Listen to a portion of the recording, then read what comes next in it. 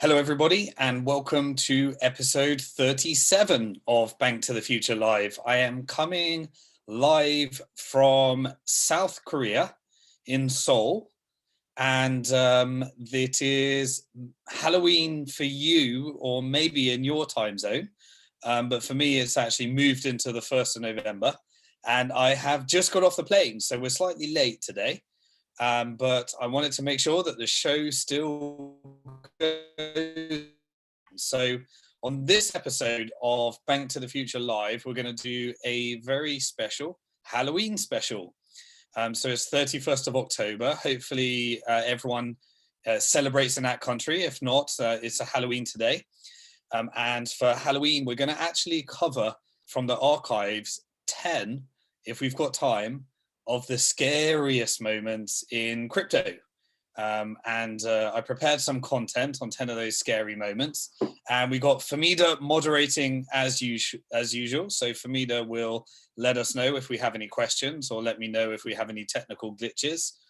Do please use the live chat in order to ask those questions. We'll also be live on Twitter, and you can use the hashtag BF Live in order to get our attention if you're looking to get a question answered. Use the live chat, or if you're watching a recording, then remember to use the comment section and we'll try and return to those. Or maybe use the Telegram channel. We have a Telegram channel that we set up during our token sale, which is at BF_support. For those of you new to the show, if you're watching the show for the first time, this is our 37th episode, and this is dedicated to those that want to discuss all things Bank to the Future. But today we're going to take a slightly different angle, and that is that we're going to do our Halloween special on the 10 scariest moments in crypto, and we're going to count down from 10, and hopefully that all fits it within. At the same time, we do want to take any of your questions. So just before I do that, a few updates on what we've been up to. So last week in episode 36, we came live from Switzerland at an event I was speaking at, where I gave some history on the history of security tokens. And then it moved over to a panel where some of the other speakers at the event and myself were answering questions from Switzerland in Crypto Valley about some of the different economic trends and how crypto fits into that, and security tokens. So feel free to go back to episode 36 and review that. And then immediately I was in Milan, and then I had to head over to Switzerland in order to give a talk. It was a 1-hour drive. Famida was streaming that live, and it was a new format for us. And then I had to go straight over to China. And this week I have been giving presentations, started with Shenzhen for our China community. And then I moved over to Shanghai and then Beijing. It was actually a very exciting week in China. I always seem to time my trips to China with big events in crypto. One of the last times I was in China was when they did I was actually in Shanghai on a boat at a party for crypto people after a conference I spoke at. And the Chinese government announced that the crypto ban and the price of Bitcoin crashed from approximately $5,000 to $3,000, and then went on to a rampage up to $20,000 after China announced that they were banning cryptocurrency exchanges. One of the things I found very interesting in China was the amount of cryptocurrency exchanges still operating out of China. Couldn't quite figure out how the system works. But apparently, as long as you're not upsetting the government, things are moving forward. And at the same time, the president of China announced their desire to push forward with blockchain and become global leaders of blockchain and really push things forward. At the same time, we're seeing currency wars around the globe. And the Chinese government, or the People's Bank of China, is looking to get out their blockchain-based version of the Chinese yuan, the renminbi, before Facebook gets their currency out. So there's now global pressure. I talked about these trends a long time ago, before anyone, and how these blockchain-based fiat currencies or fiat-backed currencies are going to be issued by central banks. And that's going to rage currency wars between the central banks globally and also their retail banks. And they're going to allow their retail banks to go bust and bankrupt based upon their credit risk model and replace people's bank accounts with digital currencies. I'm still forecasting that trend going through. But it was really interesting to see these types of currency wars that are happening on the ground in China, and the government's level and the People Bank of China's their level of the PR, as it were, starting. They do things unless they're going to do things. I know China and crypto have had a deep history, flip-flopping back and forth. It's banned, it's not banned, it's banned, it's not banned, it's banned, it's not banned. It's interesting to see where these things are going now. So anyway, that's what's happening. I have a presentation in South Korea, in Seoul, tomorrow, and I'm meeting many of our more institutional investors. It is about 2 a.m. here in South Korea, and it has been a crazy couple of weeks, and I'm just kind of surviving on adrenaline right now in these exciting markets in crypto.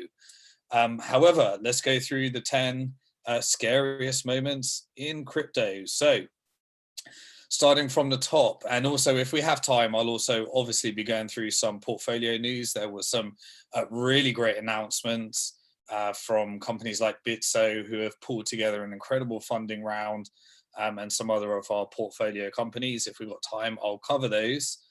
And remember, just in terms of pitches live, at the moment, the most popular pitch well into overfunding is Voltoro. We did a interview from Spain in Valencia with the Voltoro team. And they're now live and they're deep into overfunding. And remember how it works. In overfunding, the pitch can close at any point. So if you're interested in the gold to Bitcoin exchange, then they are live and in overfunding and ready to close when they want. Closing soon is Edge. Edge is the wallet, and Paul was on a previous episode of BF Live. And congratulations to Loyal on closing their Series B bridge round. After an interview on Bank to the Future Live, where we discussed their new deal with Emirates Airlines. They closed and went into overfunding as well. We've currently got 4 deals we're working on. We're happy to announce that the card payments integration has now been complete. We'll be beta testing that, and we're launching our next big pitch, which will be our major one that we'll be focusing on very shortly.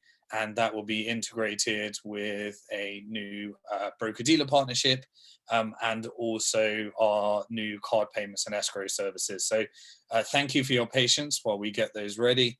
But we've currently got 4 deals all lined up before we close out and start moving into the end of the year. Can you believe it? 2020 is just around the corner. We're already into November.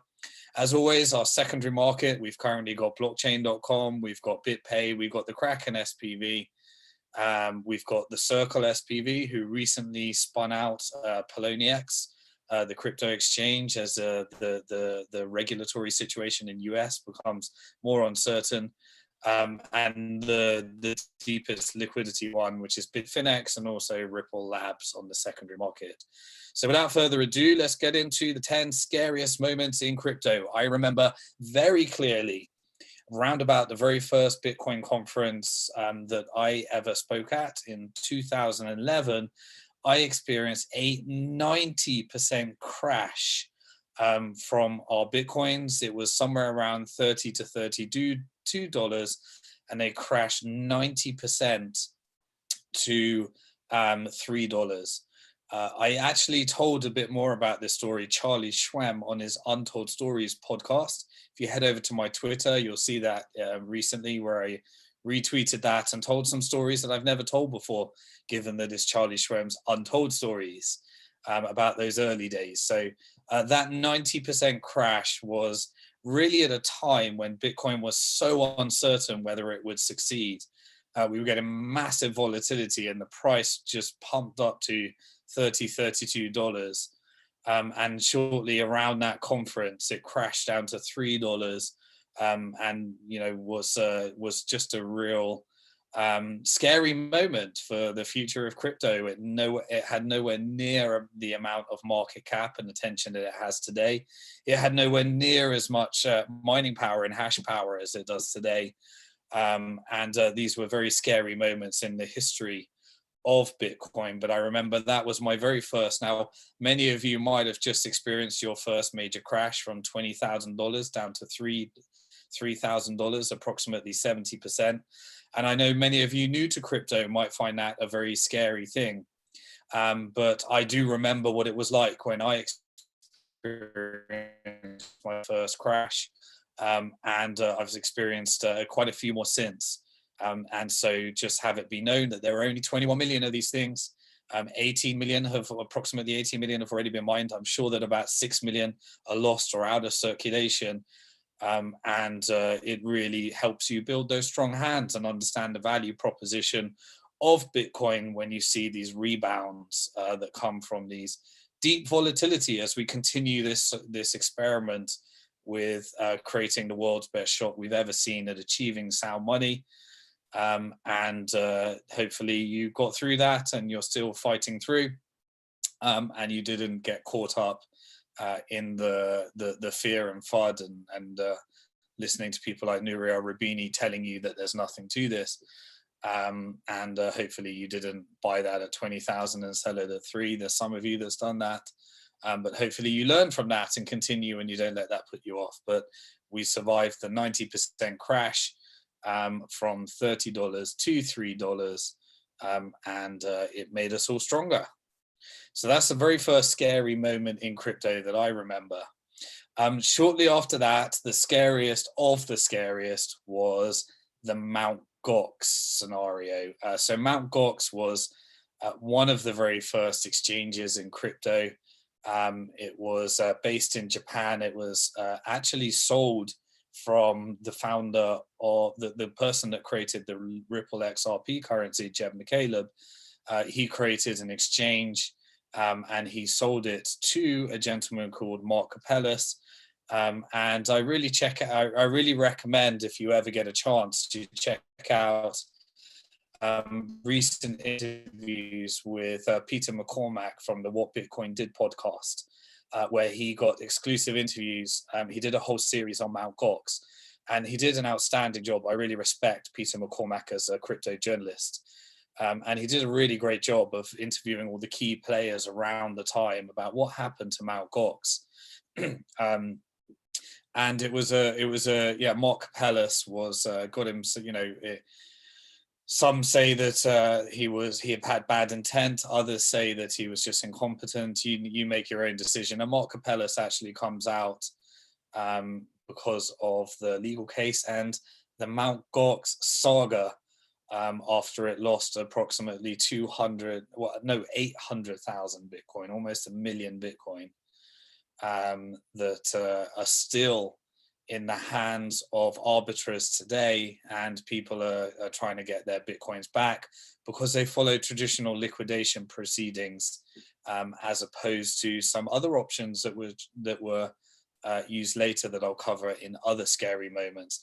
But when the Mt. Gox exchange happened, it really felt like the end of crypto. It was really hard to see how we recovered from this. Approximately 70% of all the Bitcoins in circulation were being held at Mt. Gox. What you've got to appreciate and understand, it's not like it was today. It was extremely difficult to get a wallet and know how to secure Bitcoins. So most people just didn't do it. They instead gave them to Mt. Gox, who looked after them. Many people, many veterans had vast sums of Bitcoins out Mt. Gox because it was so hard to store them back then. It was only something that someone hugely technically literate could do. And we still are plagued with that today in Mt. Gox. The lesson is, remember, in crypto, not your keys, not your coins. Obviously things have moved forward a lot as we move to custodial solutions, more professional services. But really those were some really hard times when all those Bitcoins were just disappeared. And it really looked like it scared off a lot of people, and people were never going to return again, and really just write this off as some scam. And also to this day, so many people mistook the fact that storing Bitcoins at Mt. Gox, just like you would a bank, is exactly the same as banking. When you store your Bitcoins at Mt. Gox, they own your money. They showed that by seizing them, by having them, shutting them down. They can spend your money, and they can engage in fractional reserve banking, just like the Ponzi scheme of traditional currencies do. So it's very different to owning your own Bitcoin, spending your own Bitcoin, and have a monetary policy that's fixed, rather than a virtual balance at Mt. Gox that could exist as more Bitcoins than actually exist. So that was scary moment number 2. When Mt. Gox crashed, and we're still actually recovering from that. It set crypto back about 3 years, and we're still trying to explain that one. I think the next scary moment was a moment when we actually got the first major use case for Bitcoin, when WikiLeaks announced that they were going to start supporting WikiLeaks and funding WikiLeaks and allowing donations through Bitcoin. It was a pretty scary moment because some people were thinking Bitcoin's not ready for this kind of attention. It didn't have enough hash power. It wasn't censorship resistant enough at this stage. And it was going to create and attract negative attention when the developers believed that Bitcoin was not mature enough for it at that time.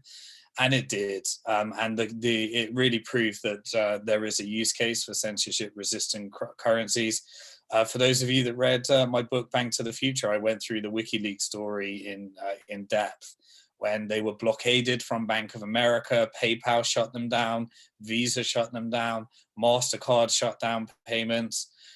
Essentially, they were sanctioned from the traditional financial sector, and Bank of America said anyone that is caught contributing to WikiLeaks will have their bank account shut down. So WikiLeaks started accepting Bitcoins, and they were forced by the banking system into Bitcoin. And the funny thing is that Bitcoin performs so well for WikiLeaks that it actually funded WikiLeaks for many, many more years to come, because of the appreciation in value that they received as a result of receiving those donations and not being able to convert those into fiat currencies, creating one of the most profitable trades for a not-for-profit or organization of all time. And it didn't turn out so scary in the end, but I remember how scary it was at the time. Not knowing really what was going to happen as a result. Was the government going to have a way of shutting down Bitcoin? We didn't have the same level of understanding. The Bitcoin just wasn't at that resistant level. But it survived through that, created a brilliant use case, showing the world that money can still flow, even when you're doing completely, legitimate things that are furthering the world forward in terms of internet freedom and journalism and freedom of speech. And yet, for political reasons, the financial system can be used in order to censor, important information getting out to people for various reasons. And Bitcoin allowed that to continue, which I think is a step forward for freedom of speech and just generally important issues as a whole. So that was my third scariest moment. Hey, Simon. Crypto. Hello, Yeah. Simon. I'm going to interrupt you now. Can I ask you a couple of questions that have come through the live chat? Let's do that. All right, hang on 1 second. Right, can you see me right there, Simon? Yep, I can see you now. Grr. Oh, wow. You've been hiding for the big reveal. What's going on? All right. Awesome. I don't have any fangs, unfortunately. I'm really sorry about that, but yeah. All right, so in the live chat, we have had a couple of questions come through. There's one here that's asking Simon, do you think Satoshi even lost the private keys, and that's the reason why those funds never moved? My personal perspective, and I have no inside information about who Satoshi Nakamoto is. I just speculate just as much as you, but I personally believe that Satoshi Nakamoto is no longer with us. I think that Hal Finney is a very prime candidate. I think there's a lot of people that could be Satoshi Nakamoto. I believe that those private keys belong to somebody that can no longer access them. Yeah, I don't have any deep inside information. I've got lots of people that tell me they know. I've had lots of and reasons. But my personal belief is that those coins are gone forever. But we will find out over the years, and we will continue to speculate on whether those coins can ever be accessed. And we all know that there's some people out there that claim that they're going to do that next year. And we'll see someone that's trying to push a hard forked version of Bitcoin. We all know who that is. All right, cool. Can I ask you one more question? Go for it. Is it possible BTC is reverting to its growth / pump behavior of its earlier years? A few notable people have been saying this on crypto Twitter. Yeah, so Bitcoin just throughout the years has gone through its cycles of feeling like it's stabilizing, feeling like it's becoming more mature, and then we have phases of mass, volatility again. Bitcoin is always going to be an ultra volatile asset when you're thinking in terms of your local currency. So if you, and that's going to continue for an awful long time, I believe. We're speculating on whether Bitcoin is going to become a store of value, median of exchange, and unit of account. And there's a million things that are going to happen along that journey. And that creates the opportunity for people to undervalue and overvalue. I believe that my long-term perspective of what Bitcoin is and what it means to the world is significantly undervalued today compared to what it actually is. But in relation to, it's really interesting when I was in China, because they actually really, really use USDT Tether as a real medium of exchange out there. In many senses, I needed to use USDT in order to pay for certain things while I was out there. But the volatility of Bitcoin is always going to be a feature of it. It's what will stop it at this stage being a median of exchange and unit of account, because when people are paying rent in one currency and the currency that they are earning becomes worth a lot less or more based upon volatility, it's very hard for people to plan their lives around that. So it's why the store of value use case seems to be where it's moving, but it's also a lot of speculation in between. So it does feel like we're getting our wild swings and wild volatility days, but they're done on much, much deeper volume, much, much deeper fundamentals. And quite frankly, the risk profile of Bitcoin today is significantly less than what it was back in those days, when it really was uncertain whether this would succeed or get to where it is today. And now fast forward to today, it's having an impact in the global financial markets and changing every aspect of finance, politics, and government, where the whole world is debating to how they're going to adjust to this technology. All right, I'm going to leave you to it, Simon. Just keep doing what you're doing, go through that list. I'm going to go through my live chat questions. Awesome. Okay, so we now have number 4 scariest moment. This one was a real scary moment, which was the shutdown by the FBI of Silk Road. For those of you that don't know the story, Silk Road was really a scary moment and an exciting moment for Bitcoin, because it was one of the first use cases, which was allowing people to purchase things that the government doesn't want you to purchase, i.e. drugs. And Silk Road created a marketplace whereby it became a place where people no longer needed to go on the streets and deal with drug dealers and risk getting involved in drug crime and muggings and all sorts of stuff that can happen when you consume face to face. and have to deal with people on the black underground market. But Silk Road came along and created a safe place for people, and created a very efficient market for people that wanted to consume and trade with each other. And it had a very efficient review system where people could actually find out whether they were being poisoned based upon other people's experience, the quality of it, how organic it was versus how chemically enhanced it was. And it needed a currency in order to allow people to trade, and Bitcoin became that currency on the Silk Road. It created one of the most efficient marketplaces out there, and really started to have a reduction in drug crime on the streets as a result of people being able to purchase in the safety of their own house. But Silk Road became this ginormous, anonymous success story that really that gave a lot of negative attention to Bitcoin. It actually led to, many governments around the world thinking that Bitcoin is just a currency for drug dealers. There certainly is a use case in the efficiency of the Silk Road markets. But really, it drove a lot of adoption to Bitcoin, and it gave people a reason to use Bitcoin. And it was the first use case, an important part of the history of Bitcoin. And when it got shut down, it felt like one of the primary reasons the early use cases of Bitcoin was taken away, and therefore that was going to create a lot of sell pressure. The price of Bitcoin crashed immediately, but to my surprise, it had a really big positive rebound effect shortly after. And it actually led to one of the early pumps.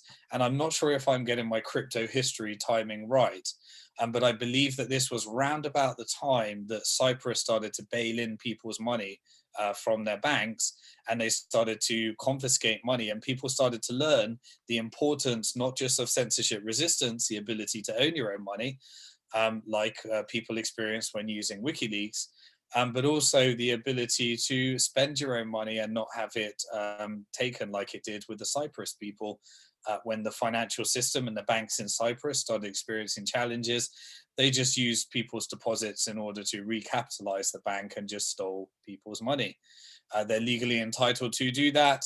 And that really led to the second pump, where people started to learn the importance of unconfiscatable money, censorship-resistant money with WikiLeaks, and also unconfiscatable money with the Cyprus story. But the Silk Road timing, it initially led to a big crash, and it really was a scary moment in crypto's history. But it actually turned out that it was a very good moment and led to a big pump afterwards, shortly afterwards. As people started to adjust to the news, the FBI seized all those Bitcoins, and it turned out that the FBI sold those Bitcoins to venture capitalists. And it turns out that the FBI is allowed to profit from the proceeds of crime and do legalized money laundering. As they sold the Bitcoins to the venture capitalists in the auction markets, and Bitcoin moved on. But for many, many years, and still to this day, it is still known in people's mind as a currency for drug dealers, and therefore they start to attach all sorts of things and blame Bitcoin for terrorism financing and all these evil things, even though there's a blockchain, and quite frankly, having a transparent, immutable ledger record of every transaction from the proceeds of crime is probably a really bad way of doing things. Obviously, the US dollar and cash is still the king way of conducting money laundering. But anyway, it was a very scary moment in Bitcoin's history. Silk Road created a lot of negative attention. It also created one of the first major use cases. And once the Silk Road got shut down, Bitcoin could move forward. And really, that was the start of when people started to, once we got through that, more and more people started to think of different use cases for Bitcoin, and more use cases started to prevail. So the Silk Road closure was the number 4 scariest moment in crypto history. After that, we had a lot of development in crypto. The venture capitalists all started to pile in. The banks started to create their propaganda around, we hate Bitcoin, but we love blockchain.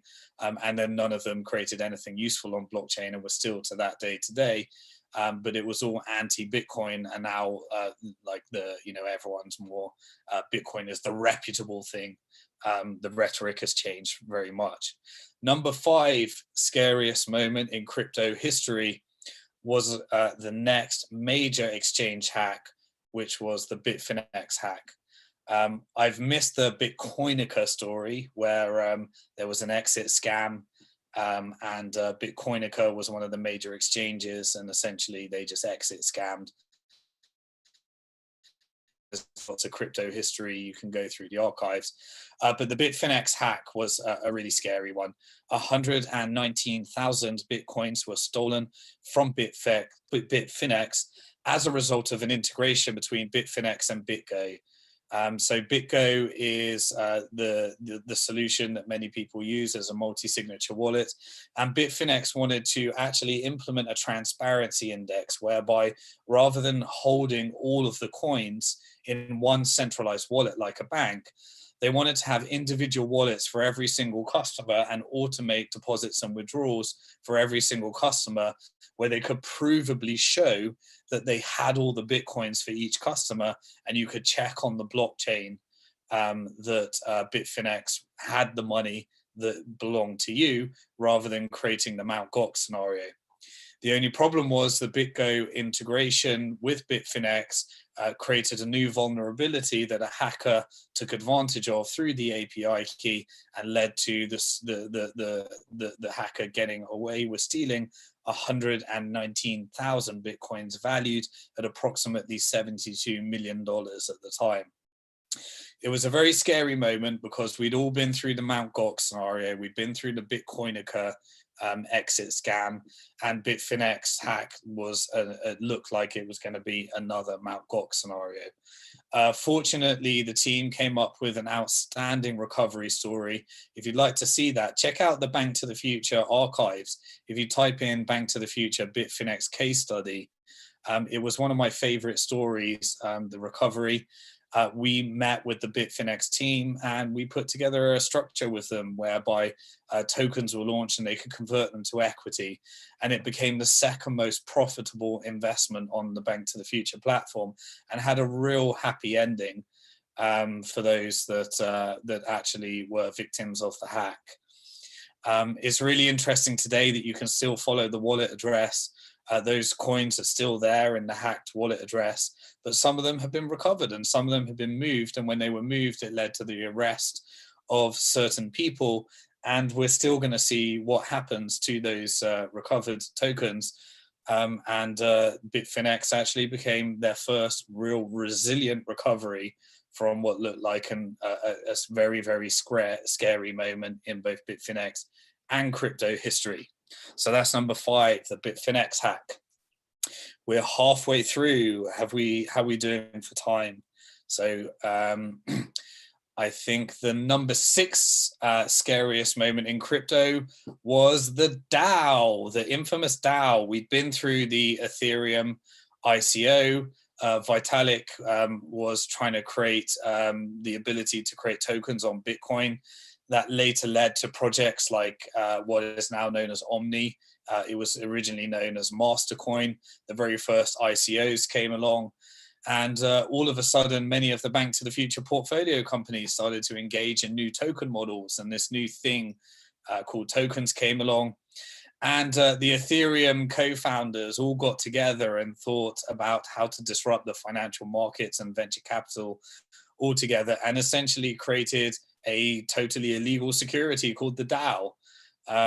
Obviously, for years, we'd been involved in how to do securities laws, how to compliantly do, working with regulators in order to change laws to allow for people to do funding online. And the Ethereum team came along, wanted to create one of the first major use cases, and they thought they could create a decentralized venture capital fund. and they raised approximately up to 150 million in a very quick period of time, and that was very scary for the venture capitalists. But at Bank to the Future, we were forecasting disaster here because we just knew these were securities. It didn't comply with securities laws. This was not going to end pretty, and eventually it led to showing that there was a hack of the DAO smart contract that led to it was a very strange, controversial issue because it was really a bug in the code that led to the smart contract, the hacker, essentially playing with the rules and actually legitimately gaining access to those funds because it was playing by the rules in the smart contract. It also led to a very scary moment in Ethereum's history because the price of Ethereum significantly crashed as a result. If I remember my crypto history, it was on a tear before that from $1 to approximately $25, and the DAO hack took it down 50% to around about $12 to $10. For those crypto historians, I might be completely wrong. That's just memory serves me. And the DAO hack really looked like Ethereum was over at that stage. And a very ignorant failed experiment in decentralized venture capital and violation of securities laws. The interesting thing was that led to the interesting debate around hard forks, where Ethereum essentially created a hard fork, which essentially reversed the chain, took back the DAO hackers' tokens because many of the Ethereum co-founders were lost a significant amount of money as a result of this. And they showed that the Ethereum chain is not quite as immutable as the Bitcoin chain, and showed that people who have significant influence can influence the future in reversing chains. And that led to the Ethereum classic, Ethereum saga, where they realized after celebrating a successful hard fork, this bogey called Ethereum Classic came along, which was the original chain of Ethereum and the second version of Ethereum. And it was this whole politics around what is a hard fork? What does it mean if there's these two tokens? And what is the real version? And that really started that whole debate. But that was a very scary moment in crypto history. Some were watching on the sidelines as spectators, but it also furthered the argument and the engagements around crypto is not necessarily law, which was the mantra at the time when the DAO hack came along. So number 6 scariest moment in crypto history was the DAO. Number 7 was really a very scary moment for me, which was as the scaling debate around Bitcoin started to get deeper and deeper and deeper, and people started to forget that the real enemy here was banks, and the crypto community all started to turn on each other and really make a spectacle out of crypto as we had this public debate that would normally happen within the boardroom of a company in private, but as this is an open source movement, the dirty laundry was shown to everybody as the crypto community all started to turn on each other, make wild accusations at each other, create conspiracy theories at each other, and it really led to a really dark moment in history as the crypto community that was prior to this united around a single goal and a common enemy of showing that we could create a financial system outside the Ponzi scheme of fiat currencies. And the scaling debate really split people, led to people having accusations at each other, really bringing out the worst in many people, but also really moving forward education. Prior to this, the debates around whether you had big blocks or small blocks were really things that only really, development community really understood. But the scaling debate had a good side effect, which was really bringing to the forefront education and really moving forward the debate. And it ended up with, Bitcoin and a hard fork of Bitcoin, and really people learning for the first time that you can't just create another version and expect it to be Bitcoin. And all the debates that came from that as a result of mass manipulation that happened afterwards, where people that had significantly sized positions in Bitcoin, that were early Bitcoin adopters, use their Bitcoins in order to try and stimulate a crash in the price and stimulate a pump in the Bitcoin cash price that almost sent some of the most profitable companies in crypto bankrupt later as a result of trying to manipulate the markets and fear people into using these alternatives versions of what they consider to be Bitcoin versus the current ones. It was a very scary moment. It was a dark moment in crypto history, but I think we still have those debates right now.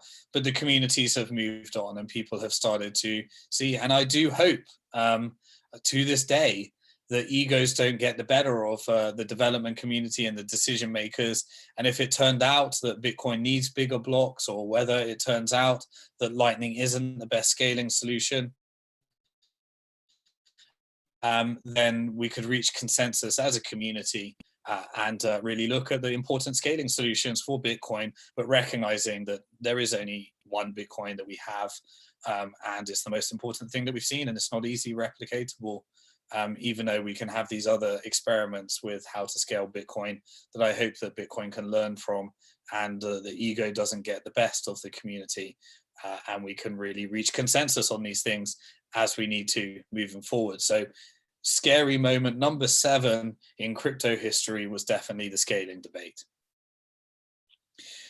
I've got a few more scaling debate in crypto, scaling debate. Scary moment number 8 in crypto history is still going on today, and it was the ginormous Ponzi scheme called OneCoin. This is still going on today. It's a really sad moment in crypto, using the confusion that people have around Bitcoin, the complexities of Bitcoin, and really taking advantage of innocent people and just point blank scamming them out of their money. And this OneCoin thing, if you look back at the archives, just masses and masses of innocent people being scammed under the guiser of fake cryptocurrencies that have zero substance, zero to them, and just really taking advantage of innocent people, and them believing, because of the way it was structured as an MLM Ponzi scheme, that they're stuck in this moment where they're defending something which is based upon no substance and nothing. And people thinking that, this is a bigger, better version than Bitcoin, and people still defending it and scamming more people into it. There was recently a BBC expose on people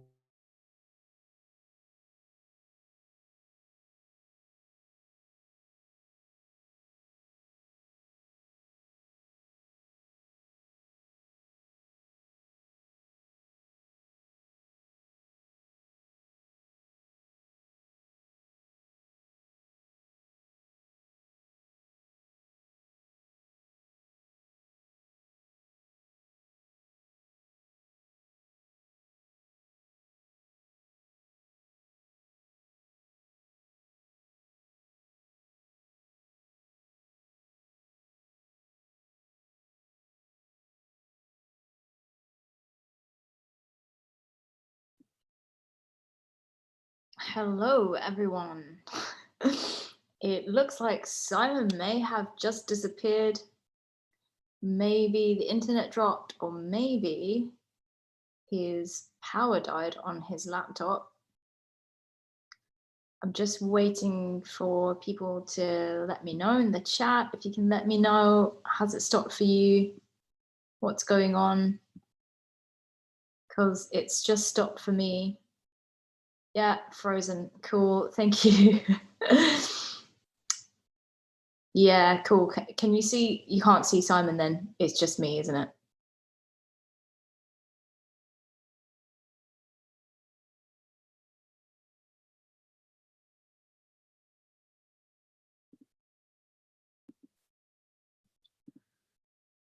Yeah, maybe. Yeah, Halloween indeed. Okay, I don't know whether Simon's going to be able to join us back in time. Can he? Yes, he has. Was that trick or treat, Simon?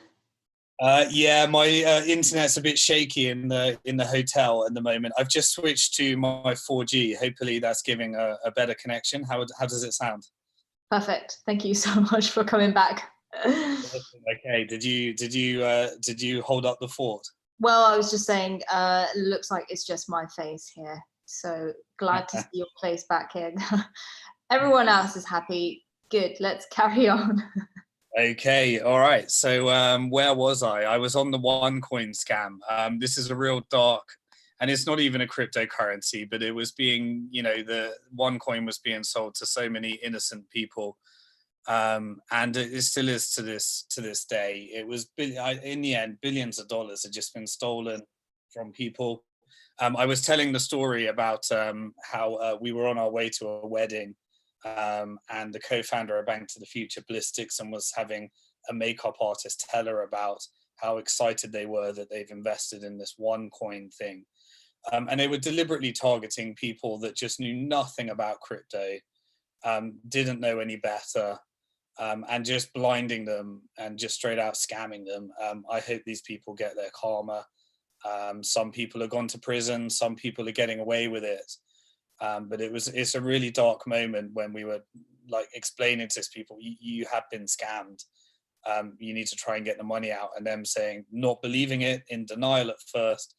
Saying, sorry, I've been involved in crypto from the beginning, and they were trying to tell me how OneCoin was better than Bitcoin, and it's a really dark moment, and I hope karma really has its toll on those and the innocent people that were bringing other people in. But OneCoin started to really feel like a systemic risk event in crypto, that it was going to drive so many innocent people into crypto, and they were going to start to think that Bitcoin is the same as OneCoin and they would never know the difference, and that this thing is just a scam. Really dark moment, really scary moment in crypto history.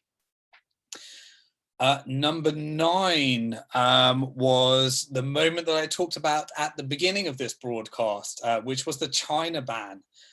I remember this was at the height of the ICO frenzy and craze, where whatever you put your money into, you were instantly getting 10x, 20x, 100x on your money, and every scammer in the world was coming to crypto. Even legitimate projects, everything. It was just like this frenzy of money as the crypto markets went through a major bubble, and it was fueled upon the ICOs that were being built on top of Ethereum, and there was just attracting so many people in our internet boom and bust cycle equivalent, called the ICO boom and bust cycle. Out of that, I do actually believe that there will be a few tokens that actually is a scarcity of tokens. It's filtered out a lot of the crap right now. And I think that there's a few projects that have spun through this whole bear market that are resulted of that. And as we adjust to the security token market, there's going to be some very interesting models that come from that. And we look forward to developing our Bank to the Future token as well further, as a result of being actually the people that are still here, that are looking to actually do legitimate things with those tokens. And as the regulations become clearer, there's really exciting things that a company can do with these tokens, as the regulatory environment adjusts. However, the China ban I was actually in Shanghai at the time. If you look through the YouTube archives, I did a live broadcast on the World Crypto Network with Tone Vase and Thomas Hunt, and I was broadcasting live as people were really scared of being arrested in China. I was stuck on a boat with one of the projects that we'd invested in, which is Polymath. Trevor, the founder of Polymath, and many other people. But I remember we were on a boat in Shanghai as the crypto ban announcement happened. The price of Ethereum crashed. The price of Bitcoin went from $5,000 to $3,000. And I remember some police boats going past our boat in Shanghai, and everyone thinking that everyone was about to be arrested for being in China at the time of the crypto exchange ban. I'd gone to visit many of the major crypto exchanges, whether that be I was at the Huobi office and the OKX office, the BTCC by Bobby Lee that's no longer. And it was a really scary moment in crypto history. But we'd been through that many times prior to that. China had been a constant up and down in crypto history. They were the first to ever release a national TV documentary on Bitcoin, and they only put things on TV in China if the government wants them to be there. That led to one of the major crypto pumps, and then they flip-flop back and forth, back and forth, back and forth. And now we're in the latest side of that flip-flop, as it seems like China's getting ready to embrace this technology again. And that was the 9th scariest moment in crypto, the China ban. The 10th and final scary moment in crypto is, I think, Bitfinex, the Twitter account, when he started creating the Tether FUD and the Tether fear, uncertainty, and doubt. Tether was a cryptocurrency that was created by the same team at Bitfinex. And it was created on the Omni protocol when Bitcoin was the only way to create tokens.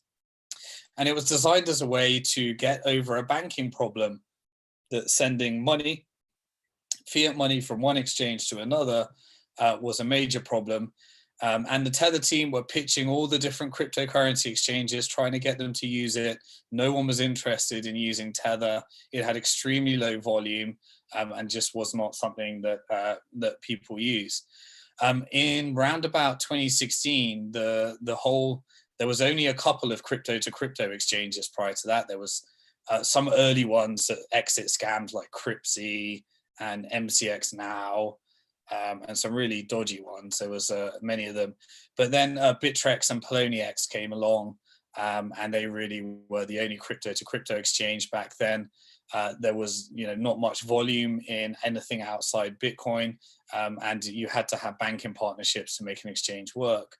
But then Tether came along, and companies like Binance got hold of Tether and realized that they could outsource their banking relationship to Tether. And essentially the crypto to crypto market grew like crazy, and Binance grew like crazy as a result of not having to deal with banks and instead passing the banking bomb onto Bitfinex, and billions started to pile in. And this Tether became just bigger than anyone could ever imagine. And $4 billion was being held, and that started to get attention from banks. And then there was the Wells Fargo case, and really moving billions and billions of dollars with all these crypto exchanges like Binance using Tether, bringing more and more dollars in, started to create lots of attention. And lots of conspiracy theories and fear and FUD stories where people were saying that Tether's being used in order to manipulate the crypto markets. To me, it's pretty simple. As Bitcoin price goes up, more people want to deposit dollars. As more people deposit dollars, more Tethers get created because it was backed by dollars. But Bitfinex and various other accounts were creating fear in the crypto market, saying that that it was being used to manipulate the markets, and still to this day has led to this ongoing case with Bitfinex and the New York Attorney General, and now someone coming along and claiming that because of this manipulation, that Bitfinex owes them $1.4 trillion in what is a very laughable case that needs to be defended. But it was very scary when Tether, I think it reached a low when it started to lose its peg as a result of all these stories that were being shared. And I think at one point it lost its peg and was at about 90 cents on the dollar. And people were starting to arbitrage and get free trades that led to an exodus of dollars out of Tether as people were trying to arbitrage and get their free 10% returns. And led to some very scary moments in the history of crypto as a result of that. So that is my 10 scariest moments in crypto. Before we go through anything else, I'm just going to summarize for you. The first scariest moment in crypto was the 90% crash from $30 to $3 when I was very early to Bitcoin. The second scariest moment in crypto was the Mt. Gox closure and bankruptcy. The third scariest moment was the WikiLeaks announcement. The fourth scariest moment was the Silk Road closure. The fifth scariest moment was the Bitfinex hack. The sixth scariest moment was the DAO smart contract hack. The seventh scariest moment was the scaling debate. The eighth scariest moment was the OneCoin scam. The ninth scariest moment was the China ban of exchanges. And the 10th scariest moment was Tether FUD. I could cover many other things, but the story of creating sound money still continues, and still to this day will create many more scary moments and many more Halloween stories. I think we can make this an annual thing. And next time, maybe I'll be a werewolf if I'm not getting off a plane in South Korea, trying to make this episode of BF Live. So for me, though, we can either go to some portfolio news or we can cover some questions in the last, I think, 5 or 10 minutes because we started slightly late. Well, actually, we got a couple of questions in the live chat, if that's okay with you. Mm-hmm. All right. So we got one actually from our very own Aman. Interestingly, it's Bitcoin's 11th birthday today. 11 years ago, the Bitcoin white paper was released. Did Satoshi release it on Halloween deliberately, or is it just a coincidence? I do not know the answer to that question. I personally, there's different schools of thoughts of Satoshi's, motivations for releasing the white paper and creating Bitcoin. But my personal belief is it was a reaction to the financial crisis. And the reason that I got into crypto was because that was real aligned for our vision, some of the things that we were working on, Bliss Dixon and myself at the time. But whether it coincided with Halloween, I know that there's a couple of things. If you check the archives of the crypto historians around some of those early motivations, there will always be speculation around these things. But the 11th birthday of the white paper, that's a fascinating thing that how far we've come in this 11 years. So thanks for sharing that, Aman. Okay, cool. So actually someone's asked here, did Simon ever lose anything in these hacks? I really don't want touch wood. The biggest hack that I was a part of was the Bitfinex one, but that ended up as a good story. Fortunately, I did not lose in the Mt. Gox hack. I know many people that did, and the Bitcoinica one as well. That wasn't something that I was victim of, fortunately. But we all make mistakes in crypto. We've all learned the hard way. But fortunately, I didn't need to learn those mistakes, and it wasn't too disastrous for me, although it was disastrous for many others. I had a happy ending and not a scary one as a result of those hacks. Cool. Well, I've lost my first bits of Bitcoin that was ever given to me because I lost my phone. And back then it was the Bitcoin wallet on the actual phone itself. So God knows what happened. And that was pretty early, if I remember. Yeah, that really was. All right, someone here, Julio Yu, has said, "I want to be a citizen of Simon Citadel in the future." Okay, you're most welcome. Got a question here. How far is altcoin IO with Bank to the Future decentralized secondary market exchange? Can we have more info on the release date, please? And what new utility will BFT have? Yeah, I think in the next episode, we should start to share some screenshots. We're currently working on integration between the exchange and the Bank to the Future identity. The altcoin.io team are starting to share their ideas around decentralized identity solutions and how we can do that for moving this into the security token market. There's a big R&D piece of work that needs to be done.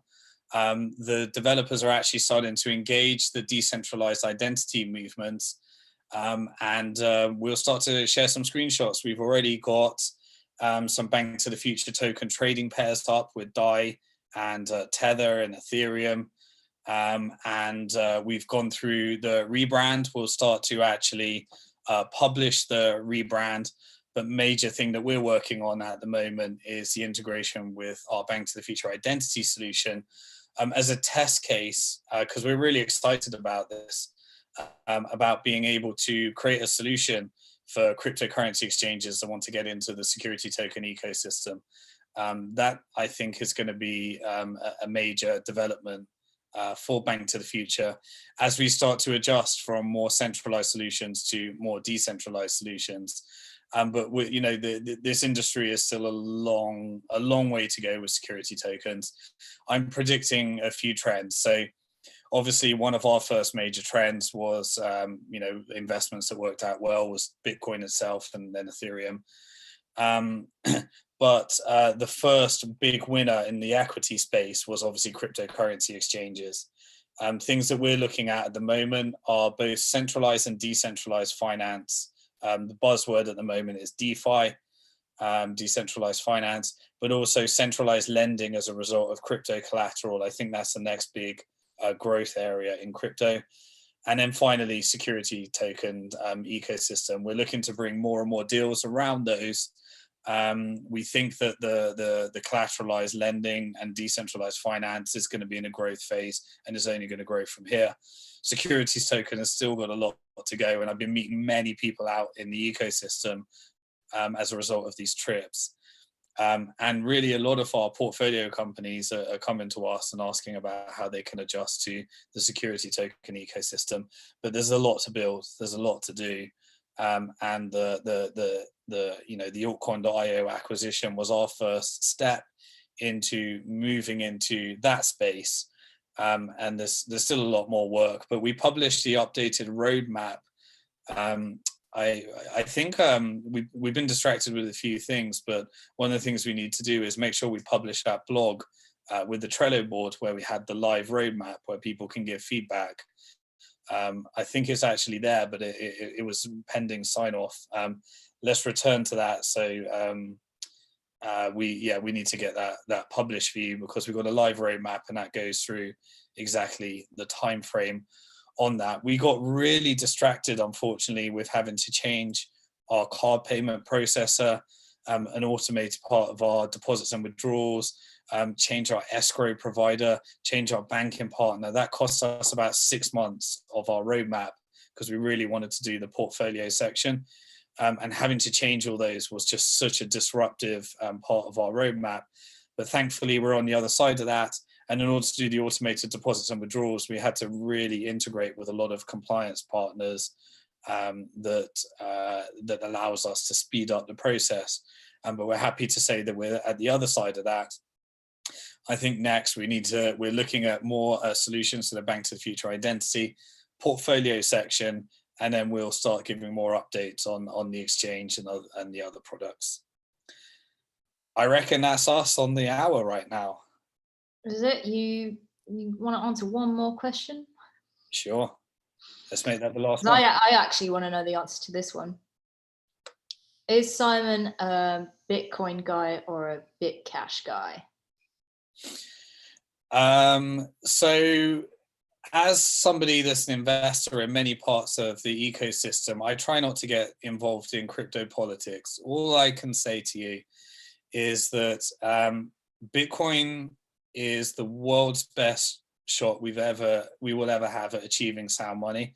And I don't think there ever is going to be another Bitcoin. I think Bitcoin is a unique thing that was created at a time when nobody cared, by people that nobody cared about, and people don't know who they are. It's a it has properties that are very hard to replicate, and is the world's best shot at achieving sound money. Now, if other people want to experiment with what happens when you have bigger blocks. If people want to experiment with that in order to achieve a different vision for what they think the future of Bitcoin is, then I don't really have a problem with that. I try and maintain good relationships. We know who we're talking about. I've always had a good relationship with Roger Ver. I think he's done things that I wouldn't necessarily have done, but my deep belief is that he does things for the right reasons because he cares about this ecosystem. And whether you agree or disagree with, what he believes the future of Bitcoin is, I think it's very frustrating that it got so toxic, and that in order to get the most for one of these, you have to slag off the other. What I'd refer to you is an appeal I gave to the crypto community.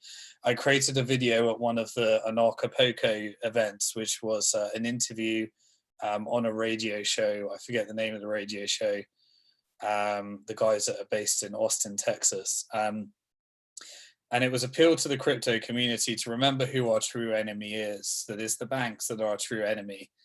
And that we need to remember that, and to question things, but not necessarily question the integrity of certain people, and try to see what things for what they actually are. So the YouTube video that I refer to you on this debate is, I think the video title was something along the lines of Bitcoin, time to stop bitching and stop debating, something like that.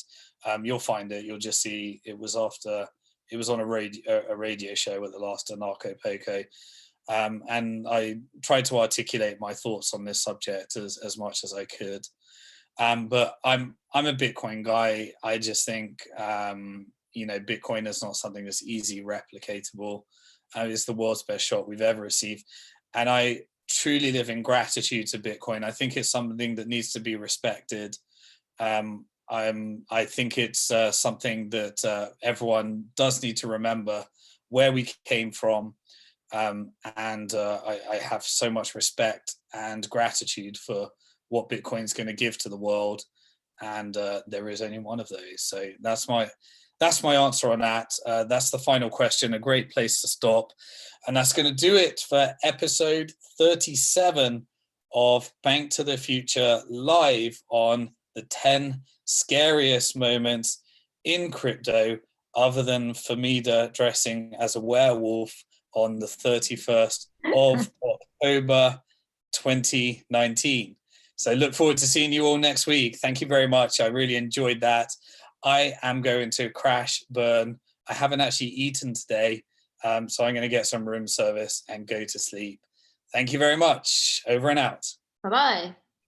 Bye-bye.